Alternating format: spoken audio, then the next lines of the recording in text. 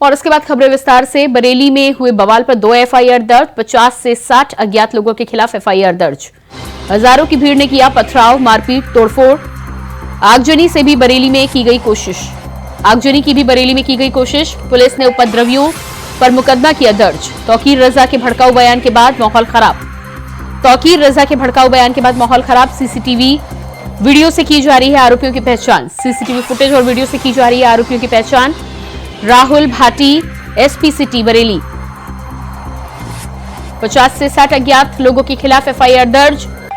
CCTV footage और video के माध्यम से की जा रही है आरोपियों की पहचान। हजारों की भीड़ ने किया पथराव, मारपीट और तोड़फोड़। तो हल्द्वानी की तरह बरेली में भी हल्द्वानी से 100 किलोमीटर दूर आगजनी की घटनाएं देखने को मिली। आगजनी के साथ ही साथ पत्थरबाजी और सामान्य लोगों के साथ हिंसा झड़प का मामला देखने को मिला। तस्वीर आप देख पा रहे हैं। पुलिस ने उपद्रवियों पर मुकदमा दर्ज किया। 50 से 60 अज्ञात लोगों पर पुलिस के द्वारा मुकदमा दर्ज किया गया है। देखिए, थाना बारादरी पर कल 2 मुकदमे पंजीकृत किए गए थे। पहली जो घटना थी, शामतगंज बाजार में कुछ युवकों के साथ मारपीट की घटना हुई थी, जिसमें 2 युवकों के सर पर चोट आई थी, जिनका मेडिकल के पश्चात उनके द्वारा प्राप्त तहरीर के आधार पर सुसंगत धाराओं में मुकदमा पंजीकृत कर दिया गया था। दूसरी जो एफआईआर है वो आजाद मस्जिद के पास 2 युवक जो कि मोटरसाइकिल से जा रहे थे, उनके साथ मारपीट की घटना कारित हुई थी। उसमें प्राप्त तहरीर के आधार पर सुसंगत धाराओं में थाना बारादरी पर ही मुकदमा पंजीकृत कर दिया गया।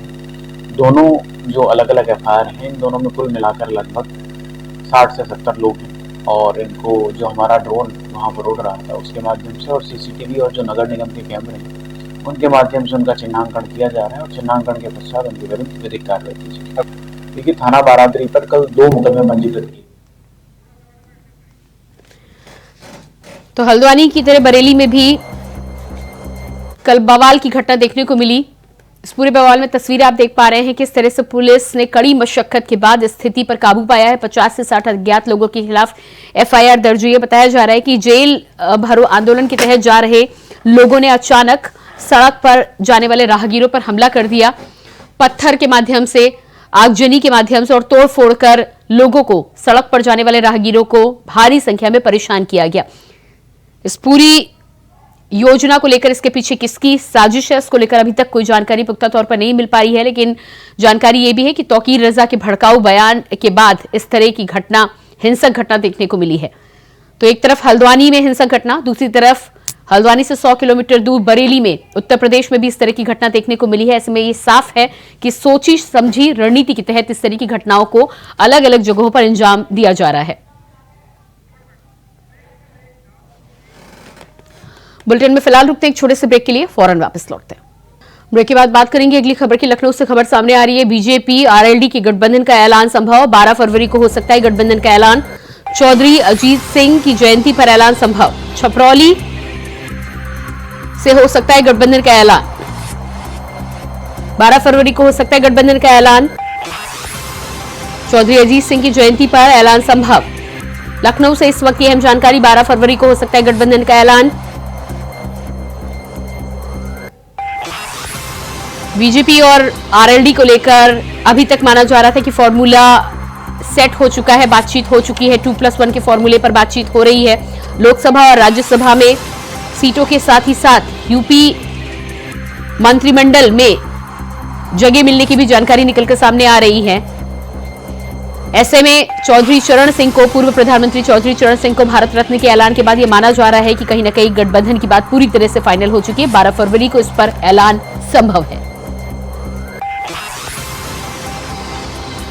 चौधरी अजीत सिंह की जयंती पर ऐलान संभव। इसी बीच जयंत चौधरी का बयान भी सामने आया है।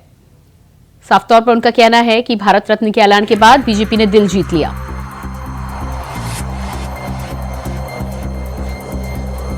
और इसी खबर पर हमारे साथ लखनऊ से कृष्णा मिश्रा लाइव जुड़ चुके हैं, संवाददाता। जी कृष्णा, इस पूरे मामले में जिस तरह से 12 फरवरी की तारीख पहले से तय मानी जा रही थी, ओपी राजभर ने भी इस तारीख को लेकर पहले से ऐलान कर दिया था, बयान दे दिया था। क्या लगता है आपको, 12 फरवरी को ऐलान संभव है?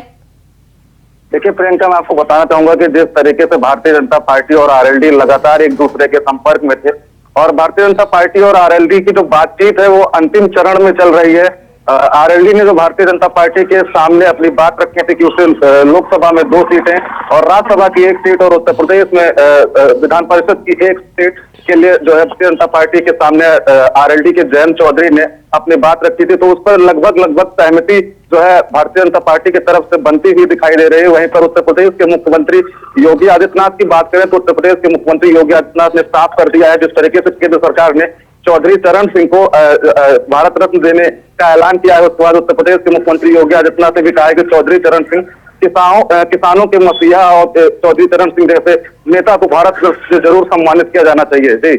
जी बिल्कुल। तो इस पूरे मामले में जिस तरह से भारत रत्न के ऐलान के बाद में जयंत चौधरी का भी बयान सामने आया है, साफ तौर पर उन्होंने अपने पोस्ट में भी लिखा है कि इस ऐलान के बाद में बीजेपी ने उनका दिल जीत लिया है।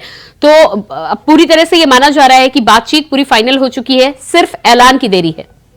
बस सिर्फ और सिर्फ इसका औपचारिक ऐलान बाकी रह गया है। जहां तक कि औपचारिक ऐलान की जो बात है तो अजित सिंह की जयंती के दिन इसका औपचारिक ऐलान भी भारतीय जनता पार्टी और आरएलडी मिलके एक जो है प्रेस कॉन्फ्रेंस के दौरान इसका आयोजन जो है औपचारिक ऐलान भी कर सकती है। तो वहीं पर जयंत चौधरी ने भी लगातार अपने एक्स पर ट्वीट भी किया है कि भारतीय जनता पार्टी ने जो है ये भारत रत्न से सम्मानित करने की बात करके पूरी तरीके से मेरा दिल जीत लिया है और हम भारतीय जनता पार्टी के बारे में विचार करेंगे, हम भारतीय जनता पार्टी के साथ जाने की विचार करेंगे। उसकी बातचीत भी लगातार भारतीय जनता पार्टी के शीर्ष जो है नेतृत्व से हो रही थी। आरएलडी लगातार भारतीय जनता पार्टी के संपर्क में है।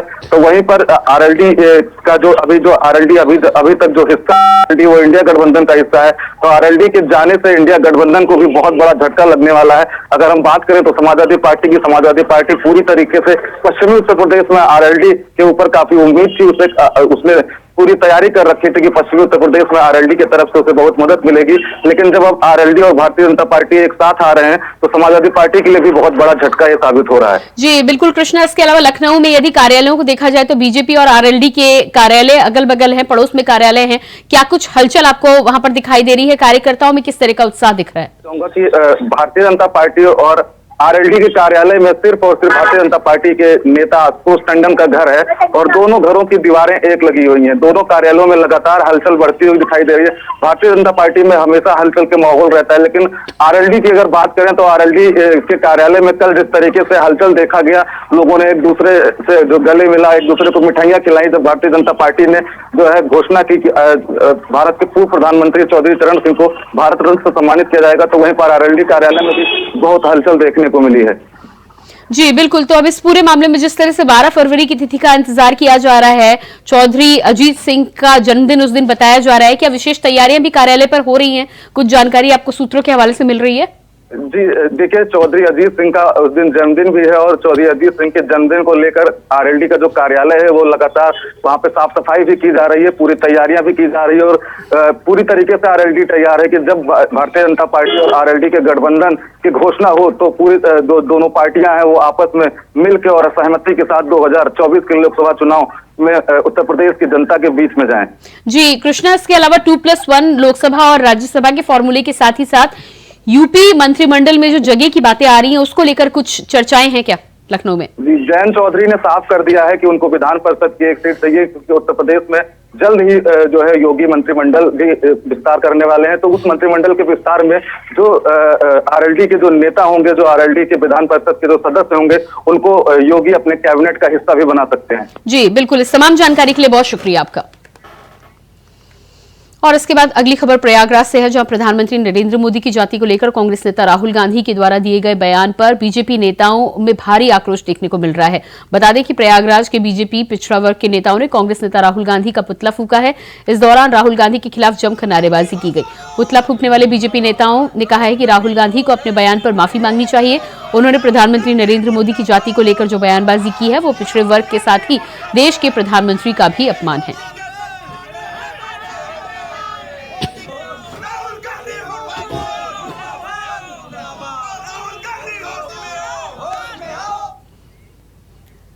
अगली खबर मिर्जापुर से है, जहां नहर में एक बुजुर्ग की लाश तैरते हुए मिली है, जिसके बाद इलाके में हड़कंप मच गया है। बता दें कि शहर कोतवाली क्षेत्र के अंतर्गत पक्की पोखरा के पास में नहर में 60 वर्षीय व्यक्ति का शव पानी में तैरता हुआ मिला है। तो वहीं नहर के पास लोगों का कहना है कि व्यक्ति बीती रात कुछ खाने पीने का सामान लेकर आया था। फिलहाल पुलिस ने शव को कब्जे में लेकर कार्रवाई की शुरुआत कर दी है।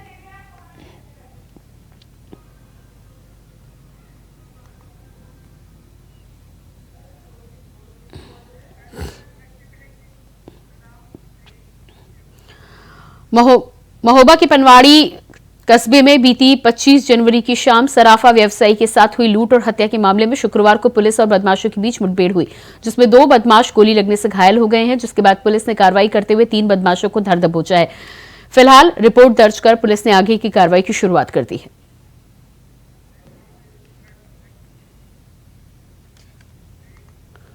लखनऊ के थाना अमीनाबाद में शादी समारोह जंग का मैदान बन गया, जहां पर शादी में शामिल युवकों ने जमकर हंगामा मचाया। बता दें कि आपस में कहासुनी के बाद शादी का माहौल खराब कर दिया गया और दोनों पक्षों में जमकर लड़ाई झगड़ा देखने को मिला, जिसका वीडियो सामने आया है। बताया जा रहा है कि इस घटना में शादी के माहौल में अफरा तफरी मच गई, तो वहीं मारपीट के दौरान जमकर कुर्सियां भी चलाई गईं और कई लोगों के सिर फट गए। हालांकि बीच बचाव में आई महिलाओं को भी गंभीर चोटें सामने आई। फिलहाल मौके पर पहुंची पुलिस ने मामले की जांच की शुरुआत कर दी है।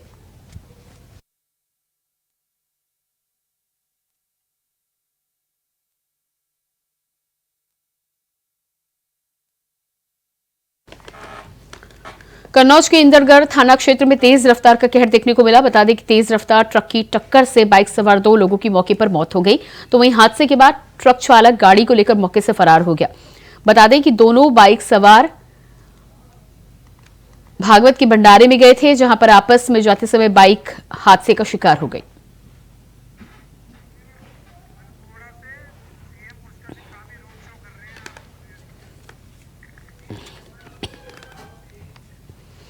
और इसके बाद आइए आपको सीधे लिए चलते हैं अल्मोड़ा, जहां पर उत्तराखंड के मुख्यमंत्री पुष्कर सिंह धामी इस समय रोड शो कर रहे हैं। सीधी तस्वीरें दिखाते हैं आपको। पा रहे हैं अल्मोड़ा से सीधी तस्वीरें आपकी टेलीविजन स्क्रीन पर। मुख्यमंत्री पुष्कर सिंह धामी इस समय रोड शो करते हुए अल्मोड़ा में जनता से मुलाकात करने के लिए पहुंचे हैं और लोकसभा चुनाव की तैयारियों से पहले लगातार मुख्यमंत्री पुष्कर सिंह धामी उत्तराखंड के अलग अलग जिलों में लोगों से मुलाकात करने के लिए पहुंच रहे हैं। इससे पहले पिथौरागढ़ में पहुंचे थे और अब अल्मोड़ा में रोड शो मुख्यमंत्री पुष्कर सिंह धामी का आज तस्वीरें आप देख पा रहे हैं। भारी संख्या में स्थानीय लोगों से मुलाकात मुख्यमंत्री आज कर रहे हैं और भारी भीड़ के बीच में लोगों का अभिवादन स्वीकार करते हुए मुख्यमंत्री पुष्कर सिंह धामी। झंडे आप देख पा रहे हैं, बीजेपी के झंडों से पटा पड़ा हुआ है रोड शो। तस्वीरें भारतीय जनता पार्टी के समर्थन की।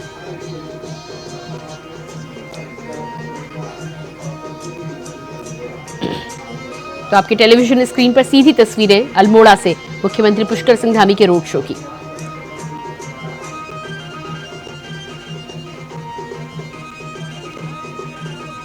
देख पा रहे हैं आप किस तरह से सड़कों के साथ ही साथ अपनी छतों पर भी लोग मुख्यमंत्री को देखने के लिए खड़े हुए हैं। मुख्यमंत्री चारों ओर हाथ हिलाकर, हाथ जोड़कर लोगों का अभिवादन करते हुए, अभिवादन स्वीकार करते हुए। और सांस्कृतिक कार्यक्रमों की भी झांकियां आप देख पा रहे हैं, किस तरह से पारंपरिक परिधानों में स्थानीय लोग अपने सांस्कृतिक नृत्य का, सांस्कृतिक वाद्य यंत्रों का परिचय देते हुए उनकी झांकी मुख्यमंत्री के रोड शो के साथ ही प्रस्तुत करते हुए।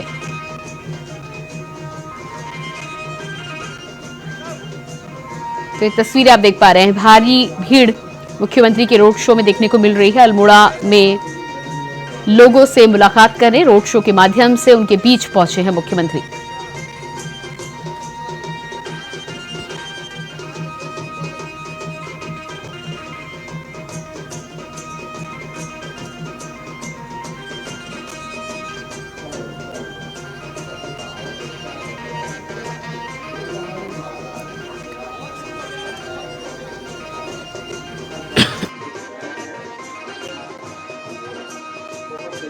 मुख्यमंत्री पुष्कर सिंह धामी के रोड शो की तस्वीरें हैं।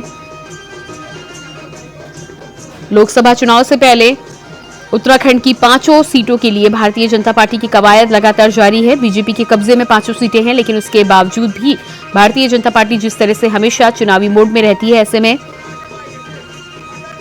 कोई कोड़ कसर मुख्यमंत्री पुष्कर सिंह धामी छोड़ना नहीं चाहते हैं। शायद यही वजह है कि जगह जगह लोगों से मुलाकात कर रहे हैं। प्रवास के साथ ही साथ रोड शो मुख्यमंत्री के द्वारा किया जा रहा है।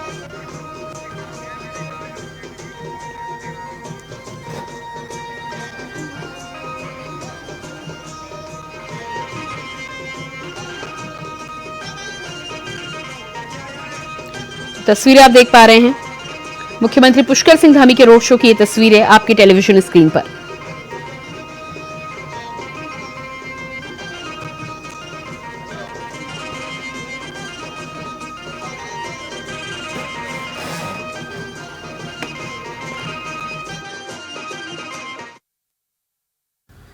उत्तराखंड के हल्द्वानी में हुए बवाल के बाद जौनपुर में पुलिस प्रशासन अलर्ट मोड पर दिखाई दे रहा है, जिसके बाद शुक्रवार को जुम्मे की नमाज के बाद पुलिस ने देर रात पैदल मार्च किया और जनसंवाद किया।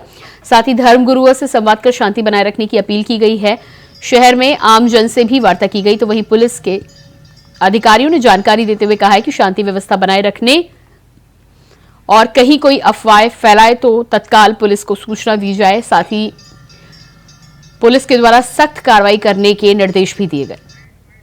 पुलिस अधीक्षक जनपद जौनपुर के कुशल नेतृत्व में आज जनपद जौनपुर में सेक्टर स्कीम के अंतर्गत जुमे की नमाज को सकुशल संपन्न कराने के उपरांत संपूर्ण जनपद में स्वयं पुलिस अधीक्षक जौनपुर एवं सभी राजपत्रित अधिकारी एवं सभी थाना प्रभारियों के द्वारा पर्याप्त पुलिस बल के साथ महत्वपूर्ण एवं मिश्रित आबादी वाले स्थानों, बाजारों, कस्बों इत्यादि में व्यापक गश्त एवं पेट्रोलिंग की गई, फुट पेट्रोलिंग की गई और समाज के विभिन्न समूहों और लोगों से जनसंपर्क किया गया, संवाद किया गया, बातें की गई, उनकी समस्याओं को जाना गया और